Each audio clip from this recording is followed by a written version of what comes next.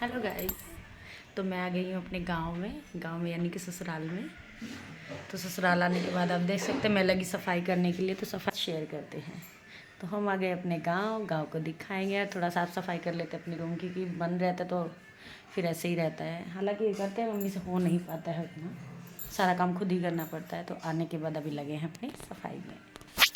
देखिए दोस्तों, मैंने ना सफाई की शुरुआत की पहले गद्दे से। जो बेड के गद्दे होते हैं उनको धूप वूप लगाना भी बहुत ज़रूरी होता है, क्योंकि धूप नहीं लगती तो फिर सफाई जब करते ना, क्योंकि सारा सामान निकाल के अगर सफाई करते तो ज़्यादा अच्छा रहता है।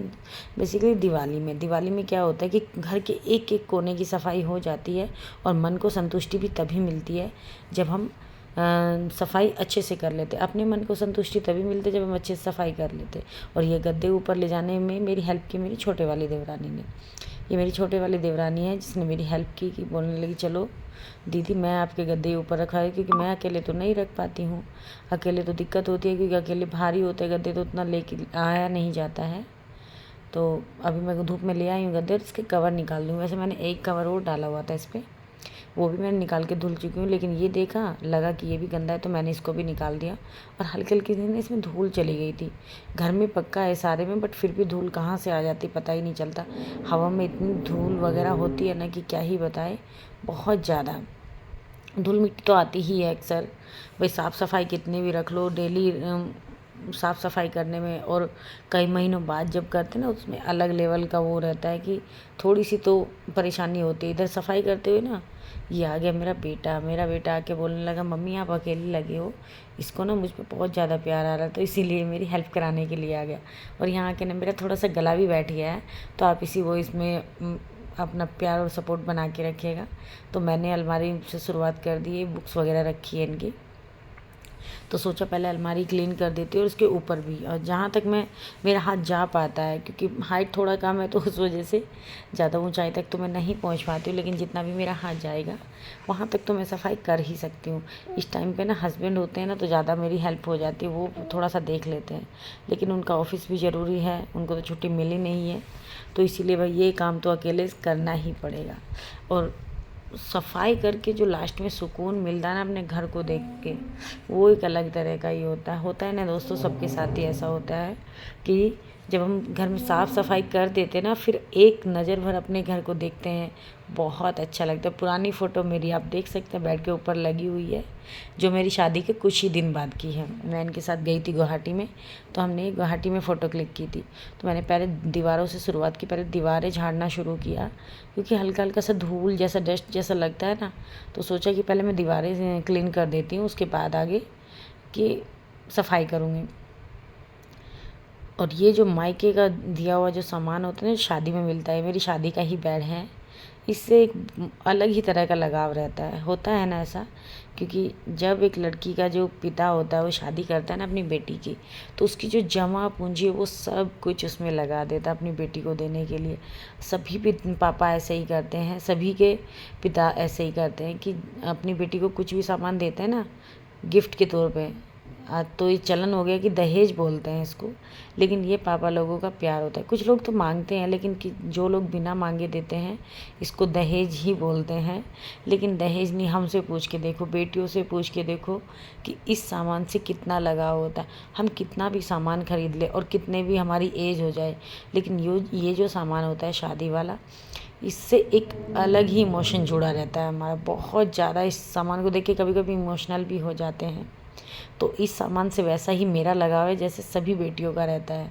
मेरा भी वैसा ही लगाव है, क्योंकि मेरे पापा ने जो सामान दिया है मम्मी ने, उनका दिया हुआ सामान की तो मैं कंपेयर नहीं कर सकती। और मेरी शादी को 10 से 11 साल हो चुके, 11 साल अब कंप्लीट हो जाएंगे आने वाले अप्रैल में। लेकिन आज भी मेरा सामान वैसा का वैसा ही है, टच से मस नहीं हुआ, बहुत अच्छी क्वालिटी का निकला हुआ है। और इससे एक अलग लेवल का ही मेरा लगाव है। तो उसके बाद मैंने दीवारें वगैरह क्लीन करने के बाद मैं आ गई हूँ ये ड्रेसिंग क्लीन करने के लिए।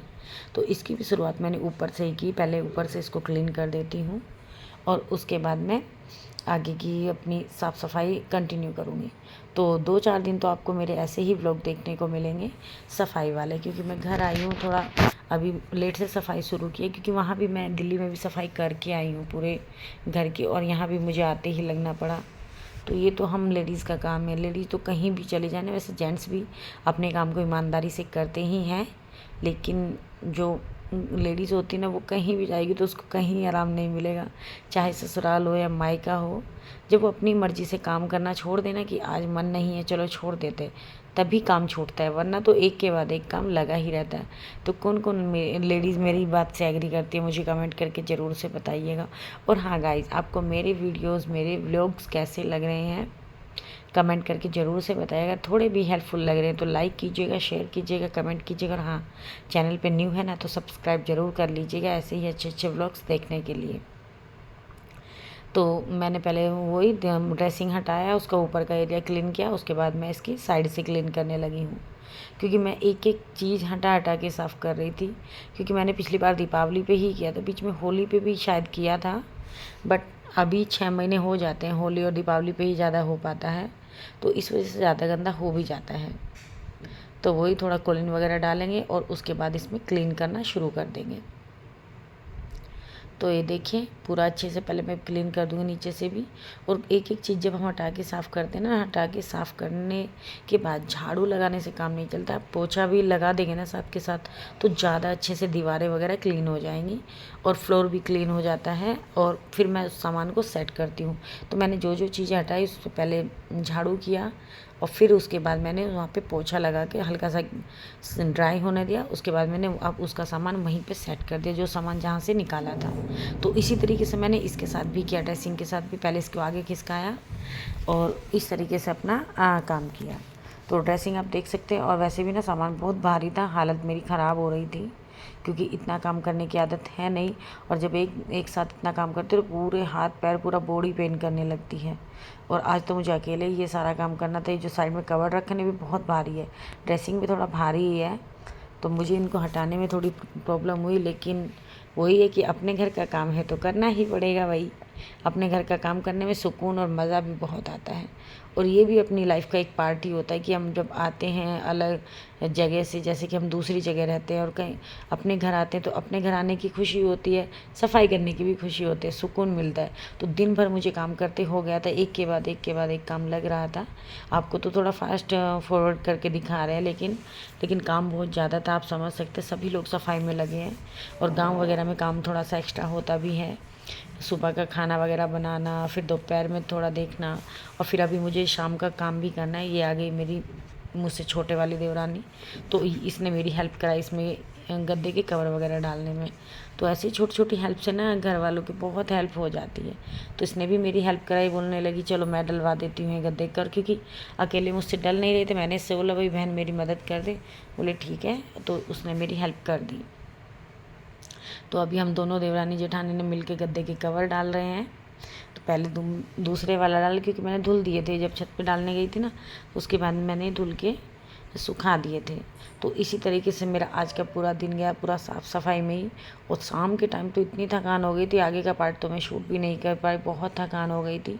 तो उसके बाद मैंने अपना नहाना धोना जो भी किया, और इसके बाद तो मैंने बहुत सारे कपड़े भी धुले थे। कपड़े वगैरह धुल के खाना भी बनाया, पहले खाना बनाया क्योंकि शाम का टाइम हो गया था। बीच में चाय वगैरह भी बना के दी मम्मी पापा को, फिर खाना बनाया। और खाना बनाने के बाद फिर मैंने अपना आगे का जो मेरा था ना काम वो किया। तो इस तरीके से आज मेरा पूरा दिन गया, बहुत ज़्यादा बिजी आज मेरा दिन था ये। तो कैसे लगी मेरी वीडियो मुझे कमेंट करके ज़रूर से बताइएगा। चलिए बाय बाय दोस्तों, जय श्री कृष्णा।